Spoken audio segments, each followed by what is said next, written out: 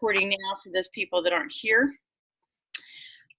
First of all, thank you so much for taking 45 minutes to an hour of your time on a Thursday evening to meet. I think it's really important, and when I talked to some of the other professors, they were like, yeah, that's a great thing that we can talk to people face to face, and I thought that's probably pretty effective because it's so difficult sometimes to see people online, you know, and really communicate.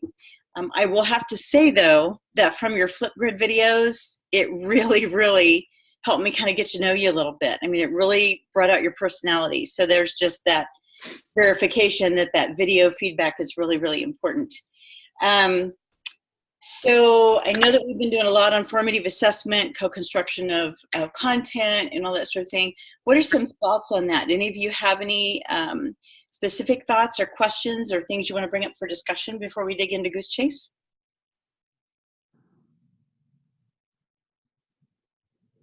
No?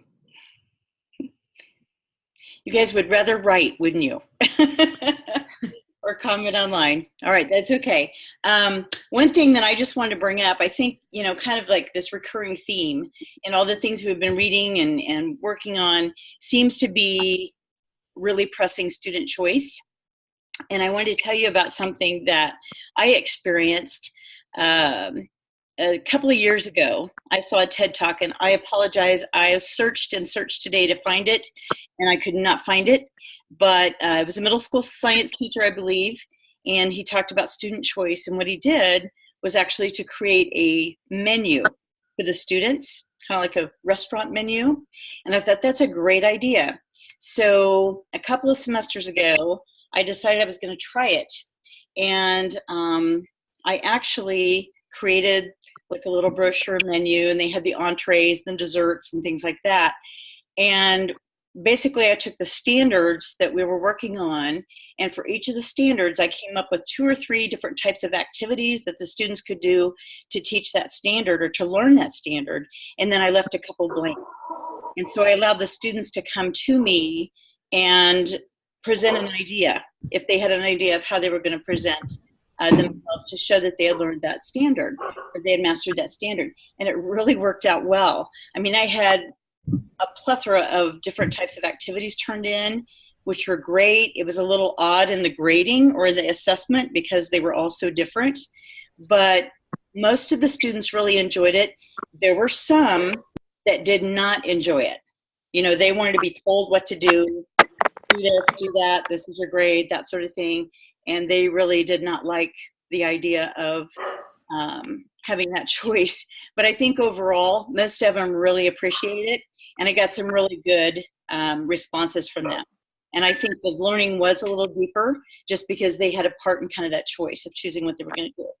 So I don't know if you all were surprised, but when you did your reading or you're doing your reading for this week's module, did any of you happen to notice that formative assessment was coined in 1967?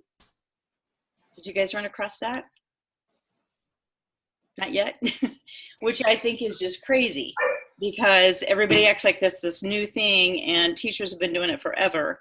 It's just got this kind of new wardrobe now that everybody's using to kind of cover it up. So one of the other things I want to mention when we're talking about choice in students and assessments is looking at those UDL principles at Universal Design for Learning. I've always found, and you know, that's been kind of a special ed thing for a long time, and I've always noticed when I have an IEP or something that I'm directing learning for or to, it seems that those same concepts really work for all the students. I don't know if you guys have noticed that. Have any of you found that to be true?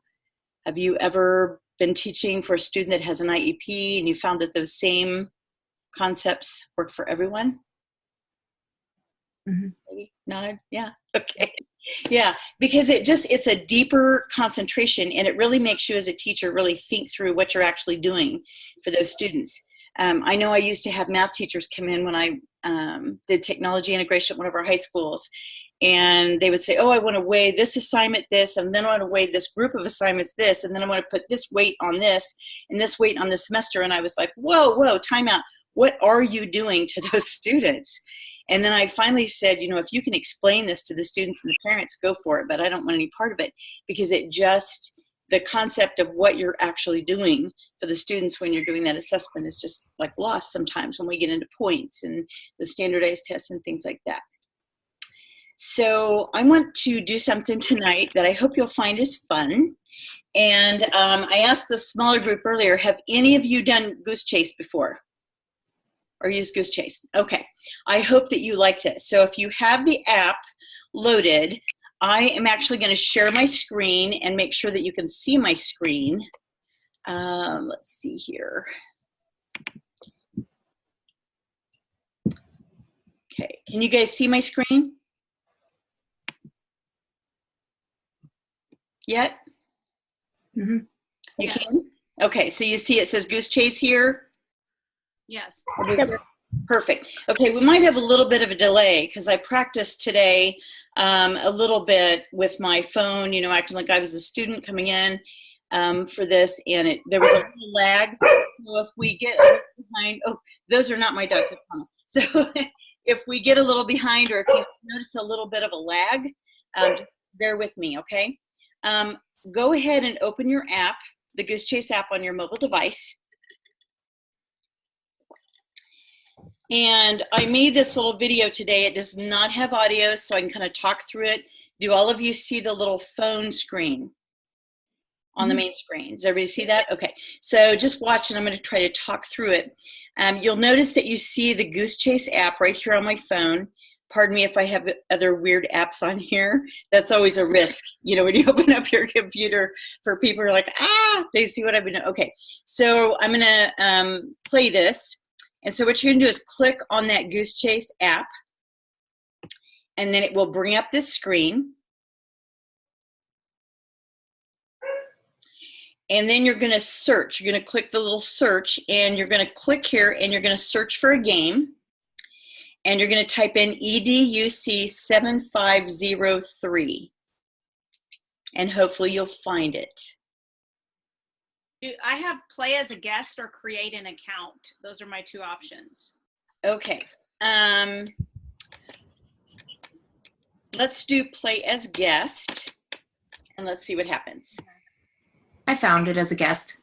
Okay, great. So you should see the game, and does it say join the game? Uh-huh. Okay, if you click on join the game, I'm going to back this up just a little bit. When you see join the game, bear with me here. There we are. Okay, when you click join the game, then you should see this list of your names. Does everybody see that?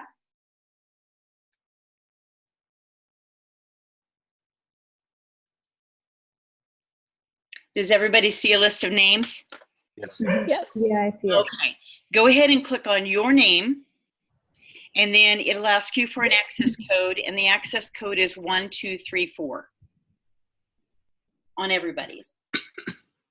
And then you should get this screen where it says waiting to start. And I want to make sure everybody gets to that point. Okay, I just got to the names. So what did you say we did? We click on our name? Go ahead and click on your name. And then it should ask for a code. And when you get that prompt, type in 1234.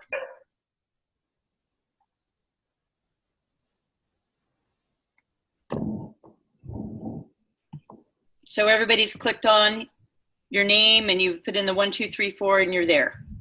Yes. It's waiting for the game. Yeah. Okay. So we're going to stop there for just a moment, and I'm going to show you a little bit about what I've created here. This is Goose Chase EDU is an online scavenger hunt. And I've used this several times at conferences with students. It's a great way to introduce students to a building, or if you have new students coming in, to kind of acquaint them with things around them. It's a good way to get acquainted to building, etc. And before we play the game, I'm going to show you how it works a little bit. So I'm going to, let's see if I can get this. There we go. All right, so over here on the right, and you can just watch my screen if you can still see it. I'm going to go to my games here, and I have this list of games that are listed. and I'm going to go through and show you how you can set up a game.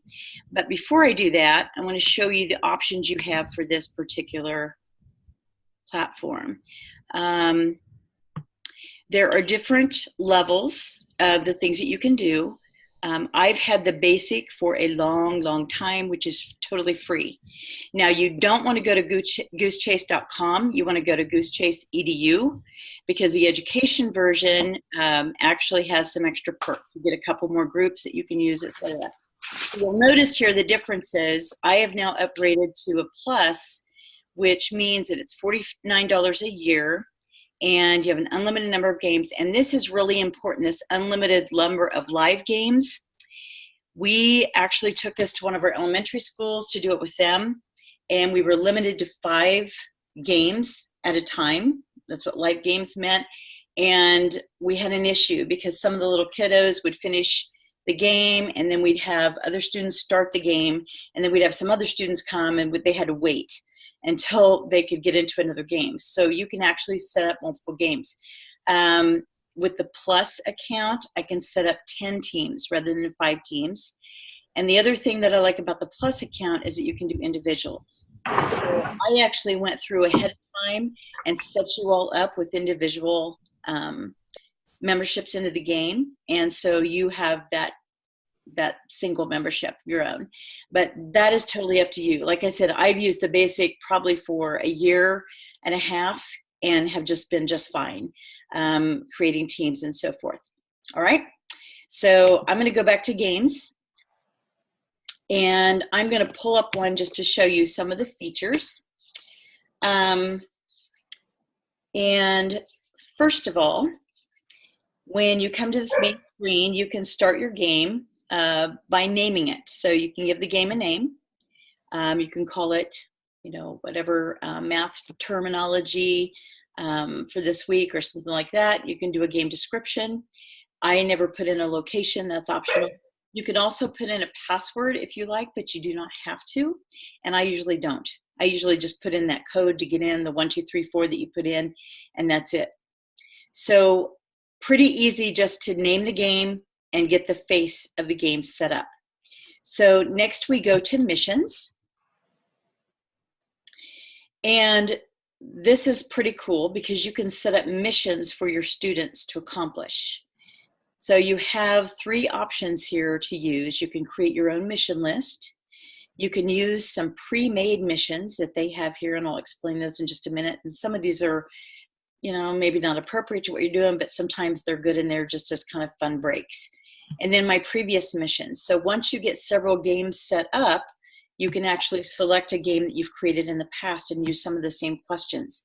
This would come in really handy if you had multiple classes and you wanted to create the game for each of those classes, but maybe you had to differentiate a couple of classes. Maybe they weren't quite at the level of your others and you had to tweak some questions and some things like that, that allowing you to get those questions from those previous missions would be really, really important. So I'm just going to go to mission list here, and while we're in this one, I'm just going to create a mission. So when I add a mission, I can choose 3 options. I can choose a photo mission, which means that when students answer that question, they have to provide photo evidence. So they would have to, some of the things we've used at the elementary school were find a picture of the school mascot and take a picture of it, put it in. Or have somebody work a math problem, take a picture of it and put it in. Have someone look up a term and put it in. You can do anything like that with photos that you want to, or videos. The next is a text mission. And in the text mission, you can actually set up a question that the students have to answer by typing the answer in. Now, there's a caveat there. When you do that one and you want to put in an answer, just as with other programs, if they don't answer exactly the same way, then it's going to not count it as correct. So sometimes I'll leave that open and then I'll just monitor the submissions to see if they have the idea. So we had a question for the elementary students on time zone. If you were in this time zone, where would you live? And we had or what time zone would you be in? And we had central.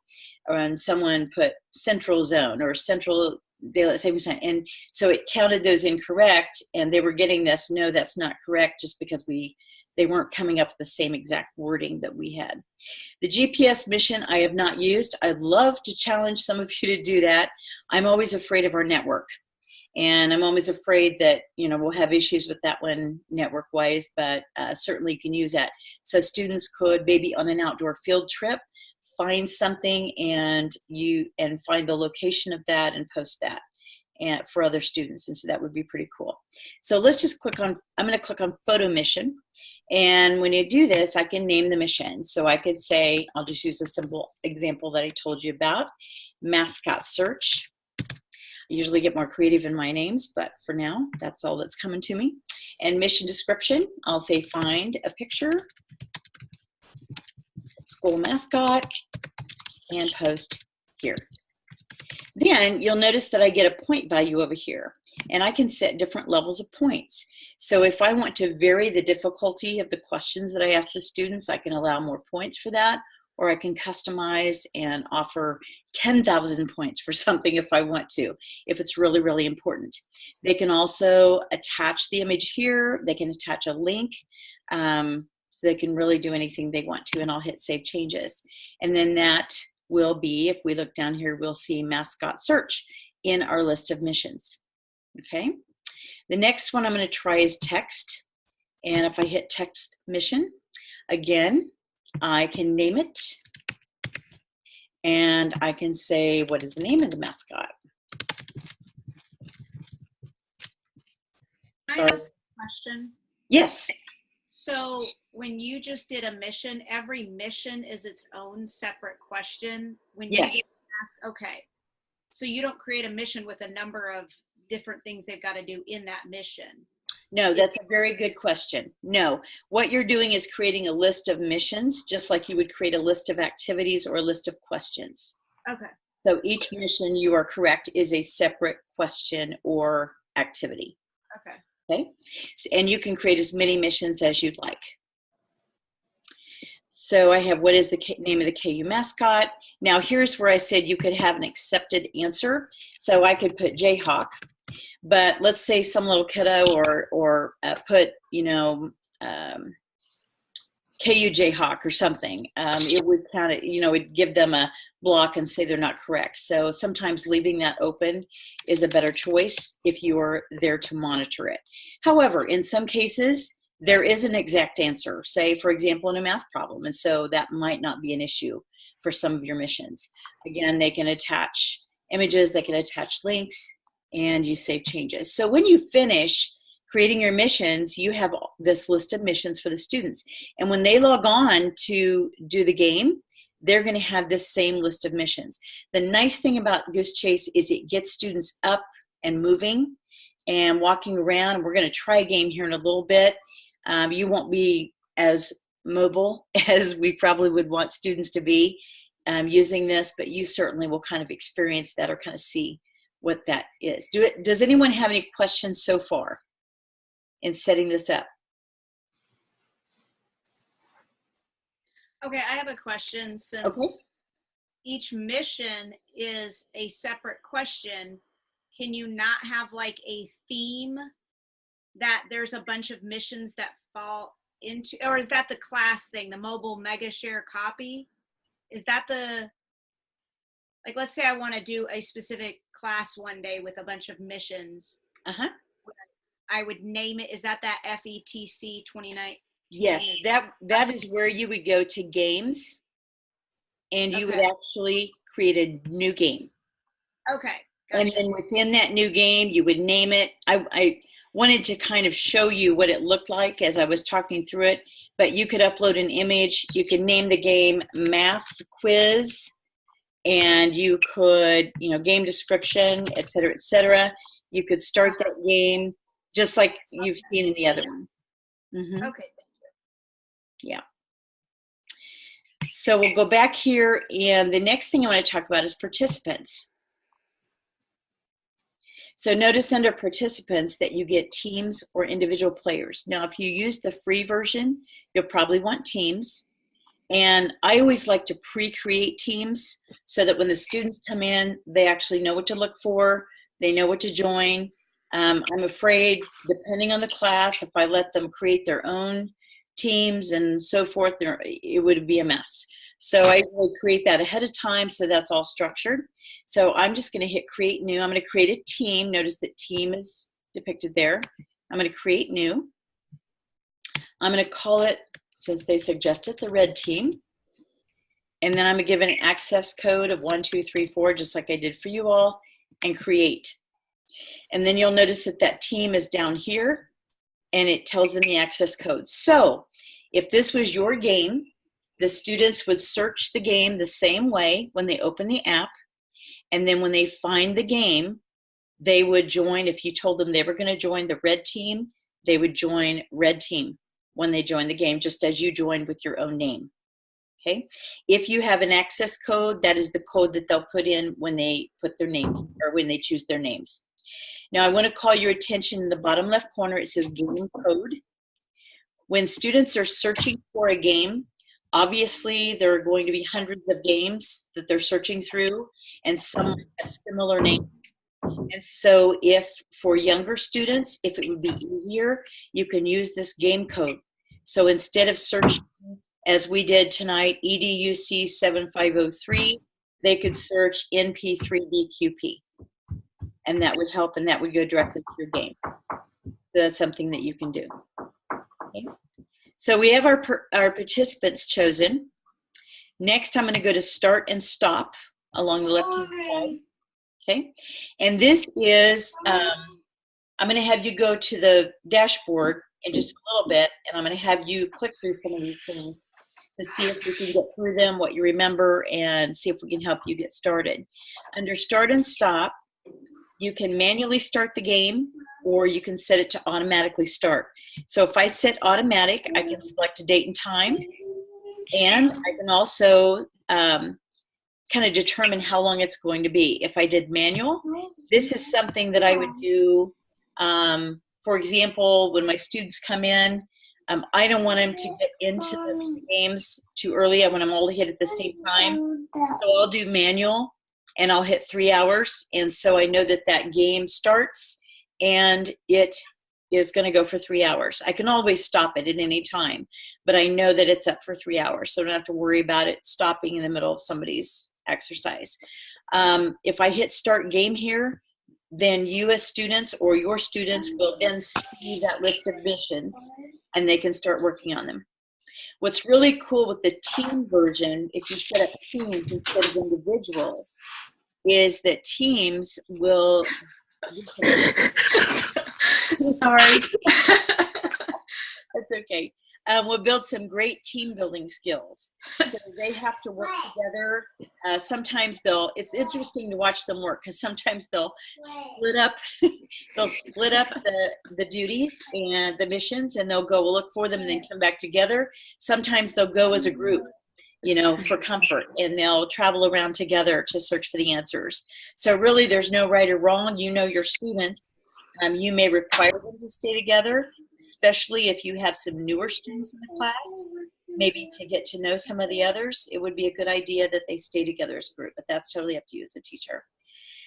Down at the bottom, you can actually see if you have scheduled games, set a day and time, or if you have live games going at once. So if you had the Plus account and you were seeing live games at once, then you would see if you had 5 games going or 20 games going, you would see all the games that were going at that time.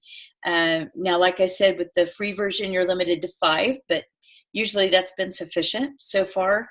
If you have larger classes and and you want to do something for every class, then you'll need to work on that. I don't know why my MNU Zoom account is coming up that I've got the free account, but anyhow it is. So we'll speed through this.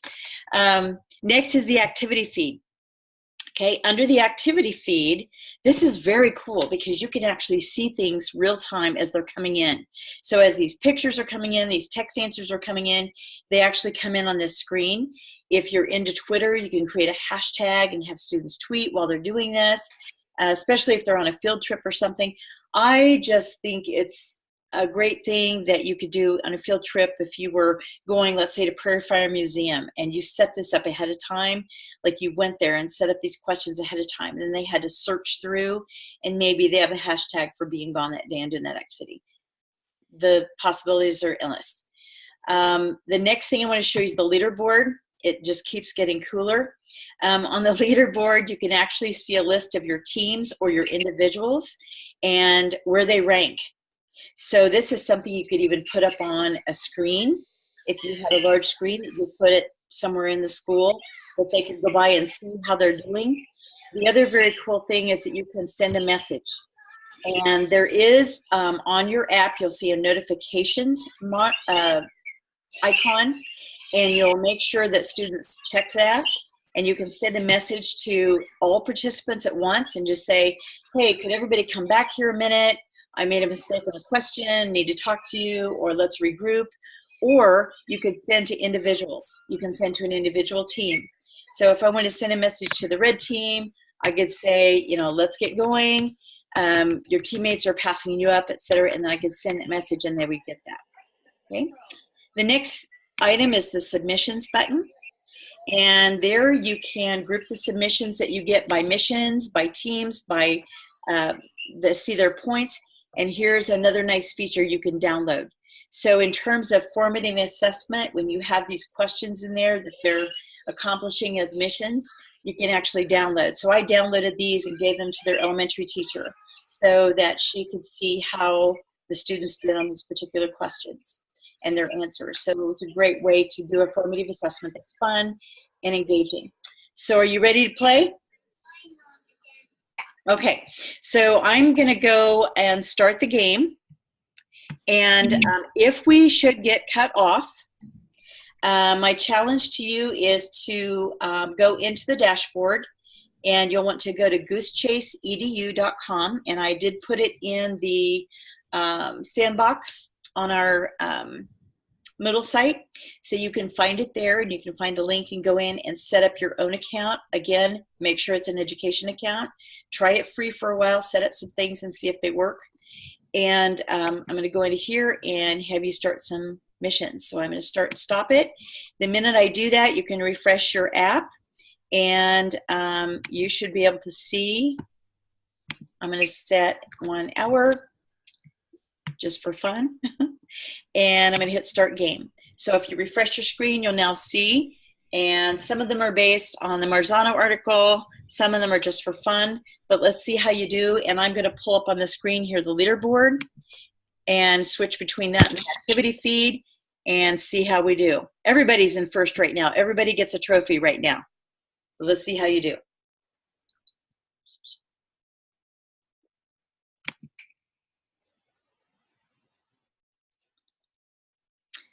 Okay, and if you look at the screen here, you can see that I've seen on my activity feed things that are coming through, okay? On the leaderboard, I can see that a few people have answered. Some are probably going down looking at the other missions and choosing them, and that's fine. And I'm going to send a message to Jenna.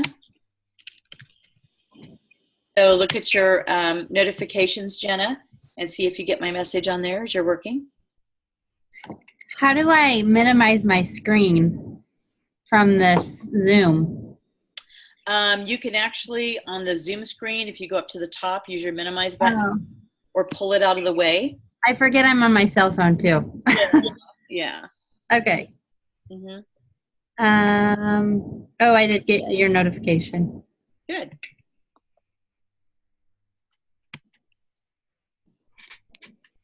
Okay, and then if I come up here to submissions, look at all the things I'm getting in so far. I have pictures. I have some text. Items have been turned in. So there's one submission on this one. They're on the Fear Not. There are 4 submissions now instead of 7 on It's All About the Timing. So does everyone kind of understand how it works?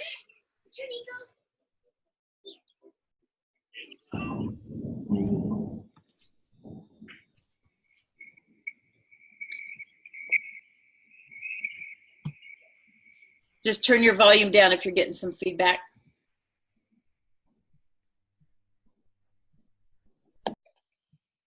Does anybody have any questions while you're working through this?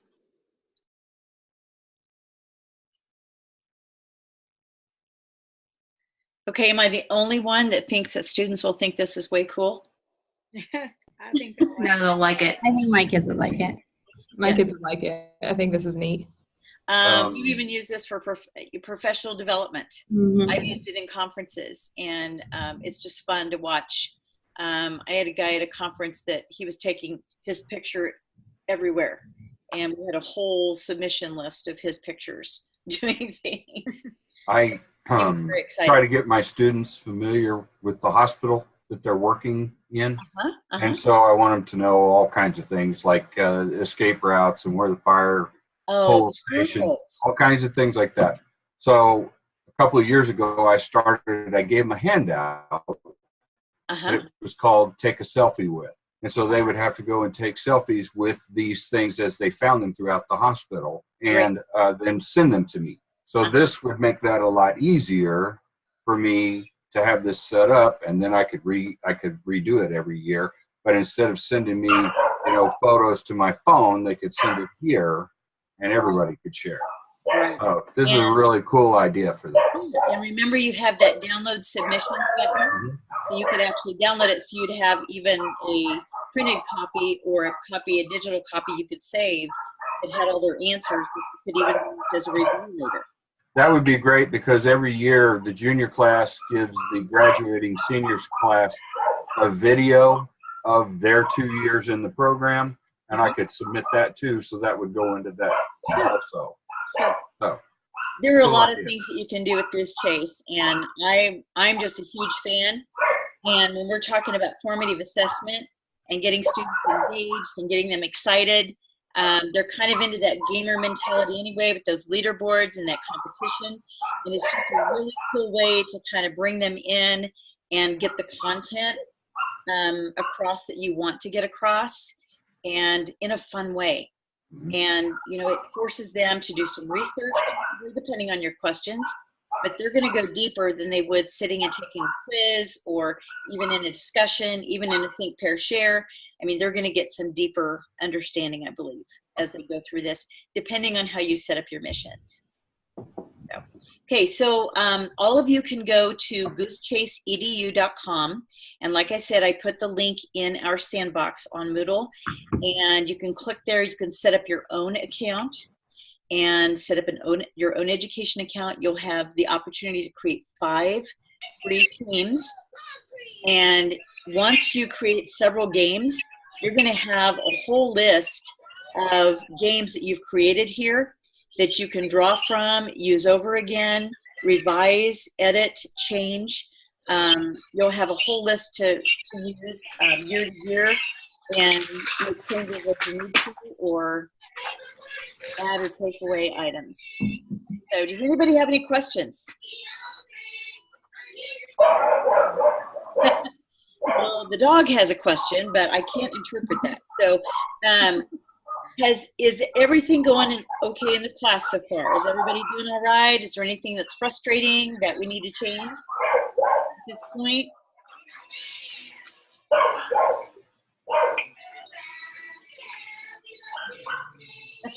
Okay, I have a feeling that I'm going to lose you soon because I keep getting this little funky message that I have to check on and I'm getting it. But if I do lose you, if there is anything ever that is frustrating or you have questions about, please feel free to just message me, okay, through Moodle or send an email. Has everyone been able to see your feedback on the first assignment